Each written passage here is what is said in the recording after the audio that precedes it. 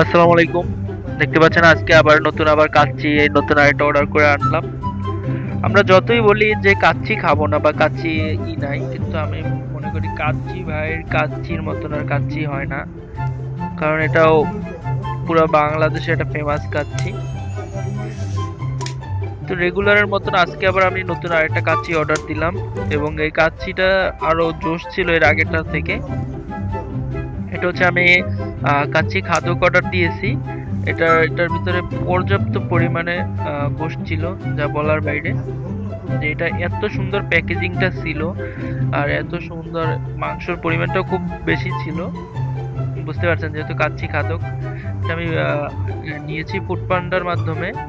আপনারা চাইলে বাসায় বসেই ফুড পান্ডার মাধ্যমে কাচ্চি ভাই থেকে অর্ডার করতে পারেন খাবার।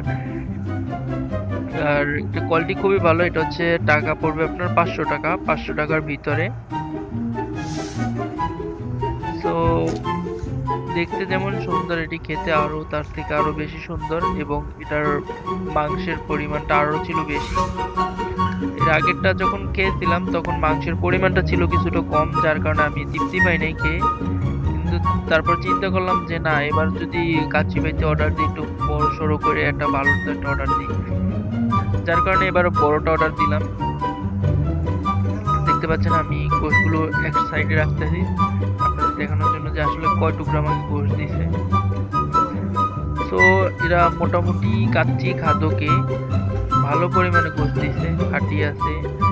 বলতে কি, এরা আমার ধারণা, এরা সাধারণত খাসি, যে বাচ্চা খাসিগুলো আছে ওইগুলো তারা মানে কাচ্চিতে ইউজ করে। যার কারণে আমি যেটা মনে করলাম যে হাড্ডি খুবই নরম ছিল, ছোট ছোট ছিল।